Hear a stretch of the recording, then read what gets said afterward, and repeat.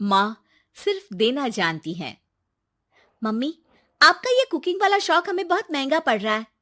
घर में सब कुक के हाथ का बना खाना खाते हैं, फिर भी आप अलग से खाना फेंकने के लिए क्यों बनाती हो? पता भी है कि इस तरह कितना पैसा खर्च होता है। अरे पर बहू, मैं तो सब रोहित के पसंद का खाना बनाती हूँ। मम्मी, वो सब मुझे बचपन में पसंद था। अब इतना तेल खिलाकर बीमार करोगी क्या? वैसे भी मैं पूरा समय कभी क्लाइंट तो कभी बॉस के साथ मीटिंग में रहता हूँ। इसलिए आप अपनी बर्बादी को मेरा नाम तो मत ही दीजिएगा।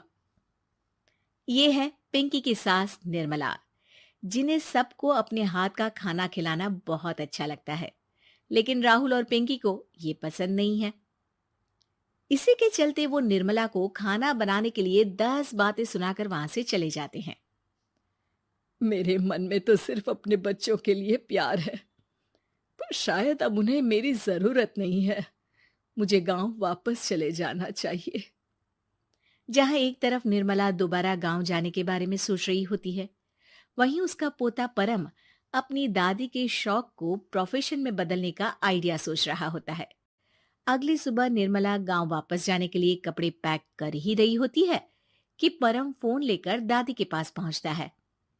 दादी, आप कहीं नहीं जाओगी? अरे नहीं बेटा, मेरा गांव चले जाना ही ठीक रहेगा।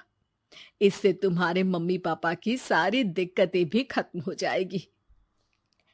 दादी, वो तो ना आपके आने से पहले कम थी और ना ही आपके जाने से खत्म होगी। उन्हें हमेशा पैसों की टेंशन में ही रहना है। मेरे पास आपको यहाँ रोकने का आइडिया है। आइडिया? मतलब मैं कुछ समझी नहीं।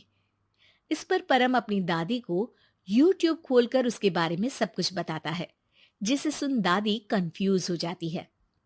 अरे बच्चे, तूने इस बुढ़िया के बारे में इतना सोचा, वही बहुत बड़ी बात है।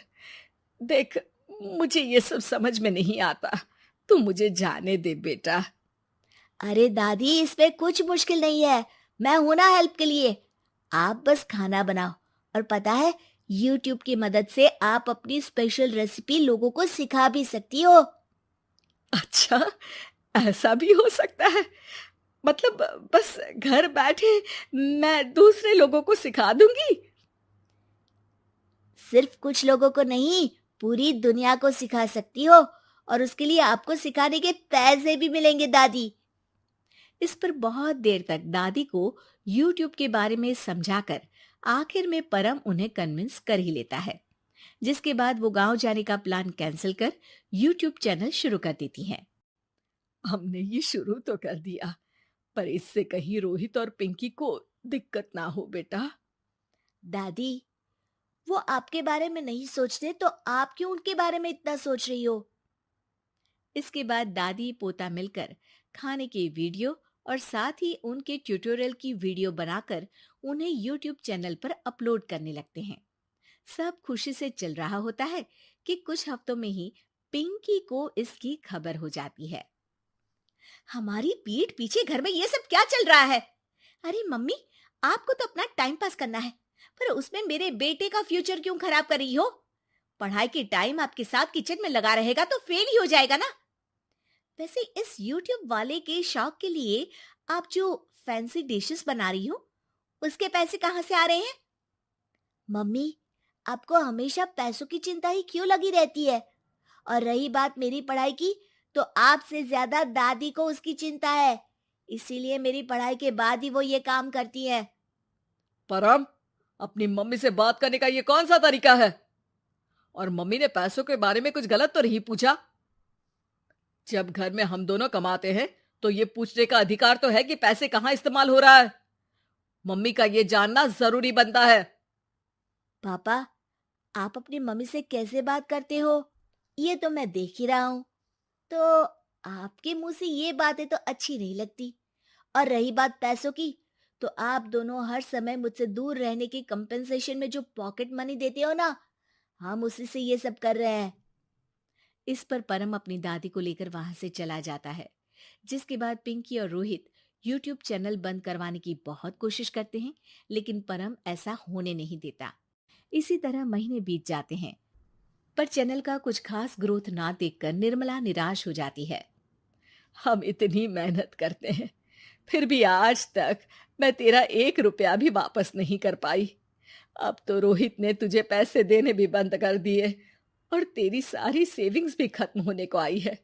बेटा, मुझे लगता है कि हमें ये सब बंद कर देना चाहिए। दादी, यूट्यूब चलने में मेहनत के साथ ढेर सारा सब्र भी लगता है। देखना, कुछ महीनों में सब सिर्फ आपको ही देखेंगे, और अगर फिर भी कुछ नहीं हुआ तो बंद कर देंगे। परम की बात से दादी मान जाती हैं और वो अपना काम जारी रखते हैं।